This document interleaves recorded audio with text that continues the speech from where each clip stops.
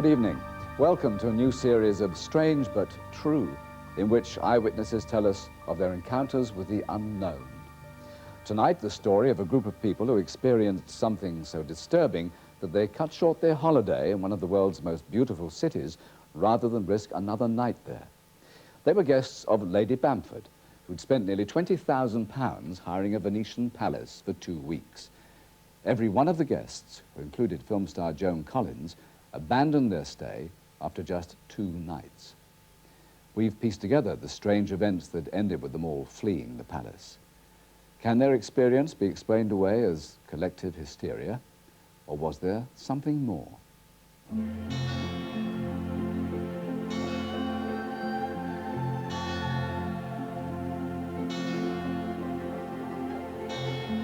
Venice is a living museum to an age of grandeur and privilege. Today's tourists are attracted by its glorious architecture, its public facade of faded glories. But there's a more melancholy side to Venice too, a city struggling to save itself against the ravages of time. Perhaps that explains why time past and time present are met here, why this is not just a city of gondolas, but of ghosts. Well, I think it's the most strange thing that's ever happened to me. It's not the most frightening thing or the most terrible thing, but it's certainly the weirdest thing that's ever happened to me.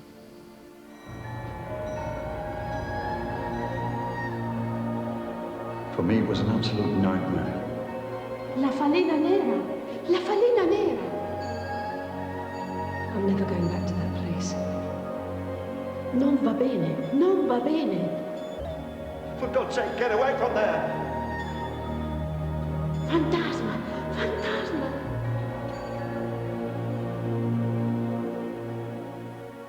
Once one of Venice's most splendid edifices, the Palazzo Albrizzi stands in the center of the city. It was bought by the Albrizzi family in the 17th century and is still owned by the family today. Despite its crumbling appearance, it retains a charm of its own, a stylish backdrop for one wealthy Englishwoman to entertain a group of glamorous friends. Is it what we wanted? It's extraordinary. It's like stepping back in time. Karen Keeling had worked for Lady Bamford for 17 years. She was a perfectionist, and she wanted everything to be perfect. She wanted to create a very romantic atmosphere, as Venice would have been in its heyday, sort of 400 years ago. I want everyone to feel as if they're living in times past. Decaying elegance. I'm sure you'll like it. The guests were due to arrive later that day. Sean Mullin, the family's former chauffeur, had also traveled ahead to give Karen a hand organizing the palazzo staff. And a freelance butler, Gastone Burigama, had been employed. This was his first assignment at the palazzo. We'd already been out the days before, getting caterers ready and ordering flowers to be delivered that day and organizing this room in the palazzo so that people could just come and sit down and have a nice dinner party. It's colder in here than any other room in the palace, don't you think? Oh, don't worry, it'll soon warm up when everyone's here. We couldn't have a dinner party without these. We had been out scouring Venice, in fact, for these dragées because Lady Bamford likes them wherever she is. They're gold and silver, hard chocolate things. Night fell. The guests finally arrived, and the holiday was launched with a dinner party. Hostess Lady Carol Bamford, who'd spent months planning the proceedings.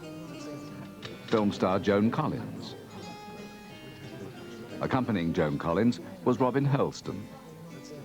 When we walked in, Robin and I, first of all, it was September, so it was very, very hot in Venice.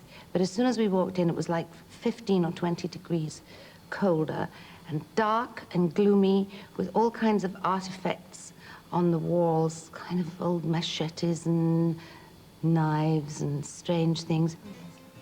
Alice Bamford, the hostess's daughter, was there with her friend Caroline Wellesley.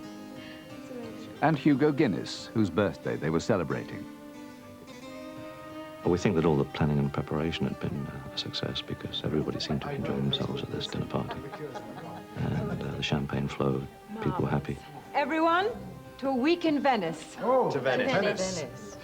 And of course to Hugo. Happy birthday. Happy birthday. Thank you. Oh. But already there was a hint of things to come. This night air certainly brings the temperature down, doesn't it? During dinner, I felt this freezing cold draft on my ankles, but I mean really like somebody was blowing on the bottom part of my legs. We left that evening and everyone seemed very happy. It wasn't until the next morning when things started to go wrong. Morning. Morning, Robin. I've had an awful night. Just couldn't sleep. That's probably the rich food you had. I don't know what it was. You're not the only one. The girls have been complaining too. They say they felt a bit spooked. Oh, come on, let's go and eat. We'd all had dreams, very strange dreams, very troubled, haunted dreams, I suppose. I usually sleep like a log, and I did not sleep well at all that night. How was the fish? Well, Karen and Sean spent the morning sorting out their paperwork. but we do need 12 aubergines, mineral water, Right. and 4 bottles of peach juice for the bellinis. Fine. Have you got the receipt for the wine merchants? Damn, I left it in my briefcase. I won't be long. Down in the kitchen, Gastoni, the temporary butler, was with the cook, who'd worked at the palazzo for many years. La fallina nera. Oh, ci sono i spiriti, sì, sai qui. Ma cosa stai dicendo, scusa? È vero, quando ci sono i spiriti, la fallina nera viene sempre fuori. I remember walking into the room, the very room that we'd thrown this dinner party in. As I entered the double doors, I just stopped, dead in my tracks. I couldn't quite believe my eyes. This lady was walking towards me, a little grey outline. She took 3 or 4 paces, at which point she turned at right angles and disappeared through the wall. I don't believe in ghosts. I'd never seen a ghost, and because I could see through this woman's body and clothing, I assumed that's what I was looking at. You'll never believe what's just happened. Are you okay? I think I've just seen a ghost. You're joking. I couldn't believe it. I didn't believe he. I thought he was making it up. But he wasn't. He's not the kind of person to make stories like that up. Has someone seen a ghost? How on earth did you know? La fallina nera. La fallina nera. She said a huge black moth has just flown in through the kitchen window. And she said, and every time someone sees a ghost, the moth is seen. Now, at this time in Venice, it wasn't the season for moths. La signora, la contessa. The cook then went on to tell us the story of the house, which happened apparently 400 years ago. It was the story of the woman in the dining room portrait. The husband couldn't have any children, so his wife took a lover. And they were found together in the dining room, which would then have been a bedroom. And he chopped off her head. And in his rage, decapitated her with his sword. And that's the story the cook told us. Well, it's only a story. I don't think we should be too concerned. It's a nasty one, but not one to give us nightmares. Sean must be overworking. Come on, let's go. I can't wait to see the Doge's palace.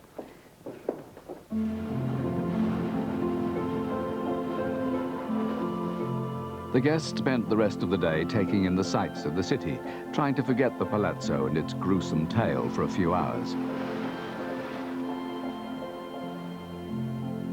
Karen and Sean also went out to stock up on supplies, returning to the Albrizzi later that afternoon. Come and have a look at this. Gastoni led them into the dining room, the scene of the previous night's dinner party, where a strange sight awaited them. It's probably one of the girls having a joke. No one has been in here all day. I am the only one who has been here, I know. There was no way this was an accident. The dragées on the floor was 6 foot from the bowl that had put them in, and there was still some left in the bowl, and the bowl hadn't been tipped on the floor. Ho cominciato un po' I began to think about it. Not that there was a ghost, but what had really happened. The guests ate out that night at the famous Harry's Bar in the center of the city. Well, when we left Harry's Bar, the bill was rather extraordinarily high because we'd had truffles, white truffles, which are very expensive, so there was a lot of laughing about that. And we took the water taxi across the canal. And as we grew closer and closer to the piazza, we became more and more subdued. We were feeling more and more sort of quieter and thinking, what does tonight hold for us? To make matters worse, Venice experienced one of its biggest thunderstorms for several years. We had to go running around, closing all the windows. The net curtains were billowing into the rooms. Water was running down the inside of the walls. We had to switch all the lights off because they were flickering. So really the whole house was plunged into a semi-darkness. Thank you, Sean. Karen, thank you for waiting up for us. It looks lovely. Actually, it makes the house look even more mysterious. Everyone was still talking about the ghost, and was it safe for them to stay that evening at the Palazzo? Sean, you do think we'll be all right here on our own? Of course. This place is perfectly safe. We'll be fine. Don't you worry. All right. Good night, then. Good night. Good night. Karen and Sean were staying at a nearby hotel. None of the staff stayed at the Palazzo after dark. Look at that.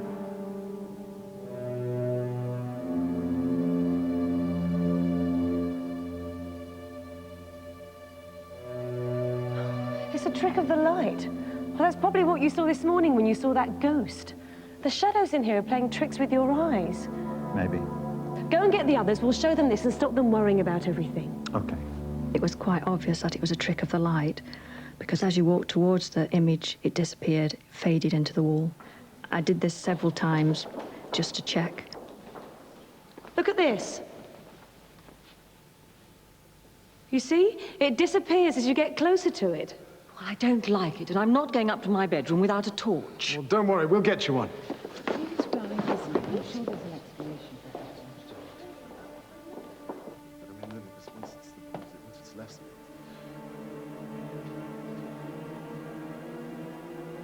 I looked up at the painting of the Contessa, and for some strange reason, I felt very sad, a lot of grief. And water started streaming out of my eyes, down my face. Sean? Sean? Oh, Sean, let's get out of here. Come on.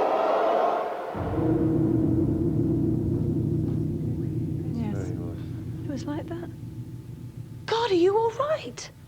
They were standing in the doorway, and they both looked very shaken, very white, and Sean had tears rolling down his face. I don't believe it. What now? I'll go and have a look. This place is beginning to fray my nerves. I'll come with you. All I wanted to do was to clear the matter up, sort it out, so the guests could be happy.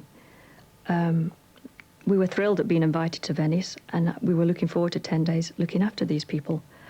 And the last thing I wanted was for anything to go wrong. We came into the room. Robin stood there, and I was just here when...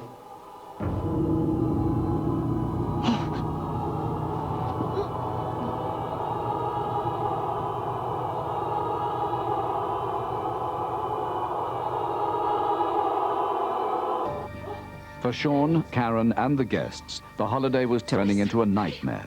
They felt they were encountering something beyond any rational explanation. Oh, Sean, what's the matter? I felt as if someone was trying to push me into the ground. There was a tremendous pressure on my back. I've never felt anything like it before. It felt like I had this ton weight, and I was doubling up with pain because it was really hurting. I was in quite some agony. Sean was the one that went around scoffing, I don't believe in ghosts, I don't believe in ghosts, absolutely ridiculous, so stupid, nobody, how can any of you think about it? But so because he seemed to be the one that was the most vehement in his disbelief. He was the one that seemed to be the most affected. It's extraordinary. Well, there's nothing here. But when I got to this spot, it was like crossing a line. And I felt as if I was walking into a fridge. Karen? Karen, what's going on? I found myself looking at the painting on the wall. In particular, her eyes seemed to look straight through me. I just felt very cut off and very distant, as if hypnotized, almost into a different world. For God's sake, Karen, get away from there! Oh, there's something there. I don't know what it is, but there's definitely something there. Not enough. I'm going to get to the bottom of this. Oh, please don't, no, please. Karen's right. Stay away. This time the pressure was 3 or 4 times as heavy. My shoulders were being squeezed together so hard that it felt like my blood was bubbling and boiling. I really think that Karen thought I was having some sort of heart attack. What's going on in here? Oh, my God. Now, this is a very sort of stalwart man in his 40s who looks like he could certainly say boo to a goose, who has become a sort of gibbering wreck. That's it. That's enough. We're getting out of here. Alice and Caroline, you go to your room together and get your things. Hugo and Robin, you do the same. Where are we going to go? It's 1 o'clock in the morning. We'll think about that later. The priority is to get out of here. Come on, let's get you outside. Oh, right. Come on, let's get him outside.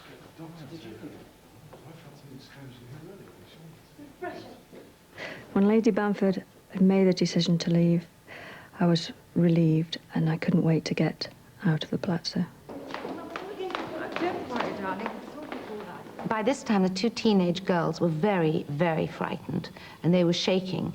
And so I was also frightened, but I remember my parents and grown-ups during the Blitz making me, as a little tiny girl, less frightened by singing. So I thought, I'll sing. I'm a performer, I can sing. Who would believe this? We've been forced out of this beautiful palace in the middle of the night. Well, thank goodness, we're all in one piece. Yeah. I see trees of green, red roses too. Joan was brilliant, really, and she was keeping everyone in a good mood. And she even started singing songs to take our minds off what had just happened. And I think to myself, what a wonderful world.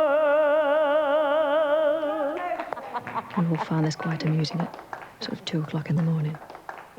But if it wasn't for Joan, I think it would have really been sort of a state of panic.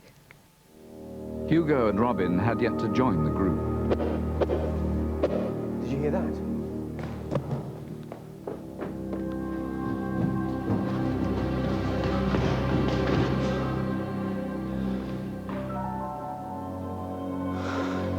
Let's get out of here.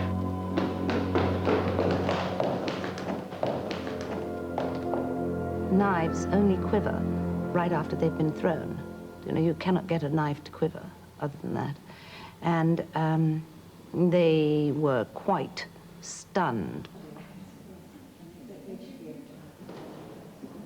Are you all right? Oh, never mind. I'll tell you about it later. Let's just go. The Venetian holiday was over after just 2 nights.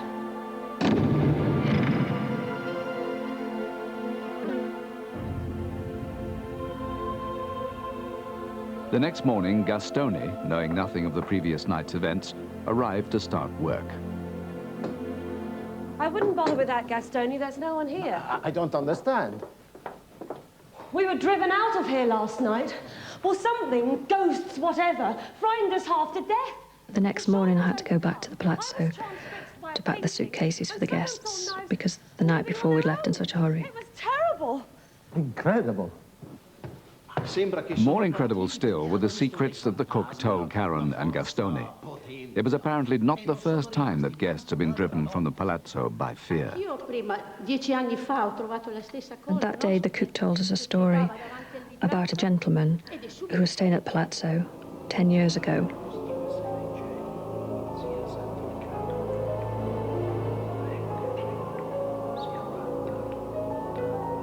We'd woken up in the middle of the night, 3 o'clock in the morning, praying in front of the picture. It was so frightened and so shocked by this experience that the next day he packed up all his luggage and left straight away. She then made an extraordinary request.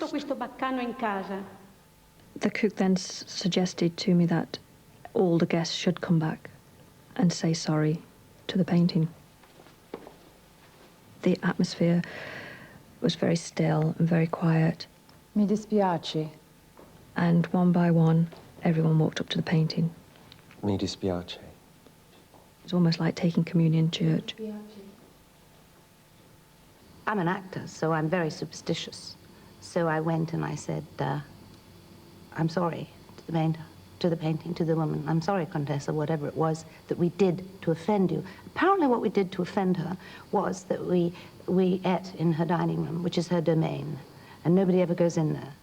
Mi dispiace. Nella mia carriera molto lunga, dico di 45. In my long career, 45 years working in hotels and restaurants with all the greatest screen personalities, I have to say I have never had to say sorry to a ghost as if it were some kind of pilgrimage before. If I wrote this in a novel, do you think anyone would believe me? Not in a million years. There were too many different things that had been happening in the almost 48 hours that we'd been there to say, oh, well, this is just our imagination. Inspired by her Venetian adventure, Joan Collins began writing a book. Part of the story is set in Venice. In a small cobbled piazza where the trees grew even taller than the narrow houses, stood the decaying Palazzo Albrizzi.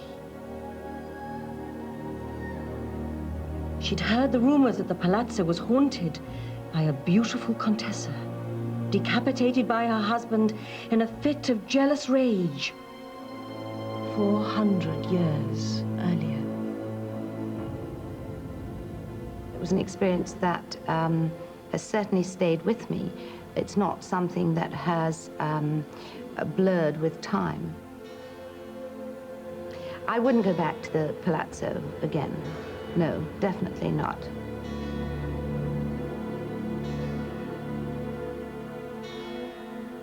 The experience left an imprint on the lives of everyone on the trip. For Joan Collins, it proved to be the source of inspiration for her work. Karen and Sean, however, were so seriously affected by what happened that they turned to the church for help. It was only after they received a blessing from their vicar that they say the nightmares receded. Good night.